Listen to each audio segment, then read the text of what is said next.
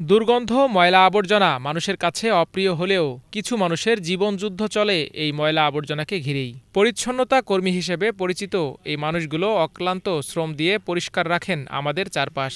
তবে যারা এই ঘৃণার কাজকে আপন করে নিয়েছেন তাদের মানবেতর জীবন পরিষ্কারের খবর রাখে না কেউ। ২৩ বছর ধরে চট্টগ্রামে পরিচ্ছন্নতা কর্মী হিসেবে কাজ করছেন ৭০ গাজী মিয়া। দিনরাত কাজ করে ৫ সদস্যের পরিবারের ভাগ্য বদলের জন্য নানান পেশা বেছে নিয়েও টিকে থাকতে পারেননি। শেষে বেছে নিয়েছেন এই কাজ। বর্তমানে বাজার দরের ঊর্ধ্বগতির কারণে পরিবারের চাহিদা মেটাতে হিমশিম খাচ্ছেন তিনি। বয়সের ভারে নুয়ে পড়ার কারণে অন্য পেশা বেছে নিতে চাইলেও তা আর পারছেন না। জীবনযুদ্ধের এই প্রান্তে এসে তার প্রত্যাশা, চাকরিটা যদি স্থায়ীকরণ হতো তাহলে পরিবার নিয়ে কিছুটা স্বস্তিতে বাঁচতে পারতেন তিনি। মাসে ১৫,০০০ টাকা। আমার দুটা ছেলে আছে, একটা মেয়ে আছে। আমার মেয়েটা বিয়ার উপযুক্ত হয়েছে, এখন আমি খুবই কষ্টতে আছি। সরকারে নতুন করে একটা চাকরি দিত পার্মানেন্ট, আর নাহলে যদি আমাকে কিছু সাহায্য করতো আমি মেয়েটাকে বিয়ে দিতে পারতাম, আমি সুন্দর করে চলতে পারতাম। এখন তো আমার এই বৃদ্ধ বয়সে আমি আর পারছি। পরিচ্ছন্নতার এই গুরুদায়িত্ব পালন করতে গিয়ে আশপাশের মানুষের দ্বারা নানাভাবে অবহেলা, অবজ্ঞার শিকার হলেও পরিবারের কথা চিন্তা করে নীরবে কাজ করে যান তারা। নোংরা কাজ করে এরা মনে করে যে আমরাই নোংরাই, হে দাঁড়া দাঁড়া এভাবে ঝাড়ু দিচ্ছিস কেন, এরকমই বলে। কিন্তু এটা মনে করে না যে আমরা পরিষ্কার করতেছি, ভালোভাবে ওনারা চলাফেরা করতেছে, এটা এরা বুঝে না। কিন্তু আমরা যে কাজটাই করতেছি ওরা আমাদেরকে ওইভাবে মনে করে। উপার্জনের অর্ধেক টাকা চলে যায় চিকিৎসা সেবায়। সিটি কর্পোরেশন চিকিৎসা সহ নানা সুযোগ সুবিধা দেওয়ার কথা বললেও তা কার্যকর না করায় আক্ষেপ তাদের। এগুলো আমাদের মাসের মধ্যে প্রায় ৪-৫ দিন এর মধ্যে শেষ হয়ে যায়। আরো মাসের মধ্যে ৪-৫ হাজার টাকা এমনি আমাদের খরচের মধ্যে পড়ে যায়। মনে করেন আমার সংসার, আমার দুটো ছেলে মেয়ে, আমার মা আর আমি, এই ৫ জনের সংসারে এই টাকা দিয়ে হয় না। অসুখ বিসুখ এসব কিছু আছে, এসব কিছুই আমরা সরকার থেকে পাই না।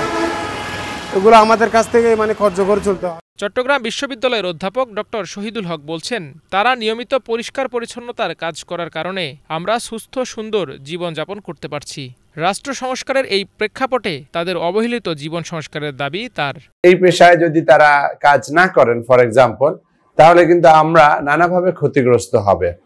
দৃষ্টিকোণ থেকে সকল মানুষ সমান, সকল পেশার গুরুত্ব আমাদেরকে দিতে হবে, তাহলেই আমাদের সংস্কার যে কার্যক্রম সেটা এগিয়ে যাবে। সংস্কার শুধুমাত্র আমি উপরের লেভেলে করলাম আর সাধারণ মানুষের সাথে বৈষম্য করলাম তাহলে হবে না, সংস্কার হতে হবে সর্বক্ষেত্রে। বাংলাদেশে প্রতি বছর শ্বাসকষ্ট, চর্মরোগ ও ক্যান্সার সহ নানা রোগে আক্রান্ত হচ্ছেন বহু পরিচ্ছন্নতা কর্মী।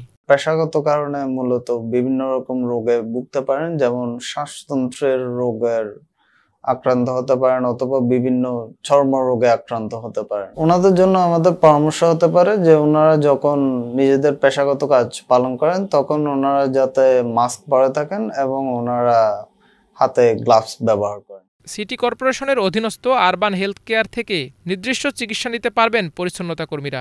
সিটি কর্পোরেশনের প্রায় ৩৫০০ মতো পরিচ্ছন্ন কর্মী আছে। আমাদের সিটি কর্পোরেশনের প্রতিটা ওয়ার্ডে আমাদের আরবান হেলথ কেয়ার সেন্টার আছে।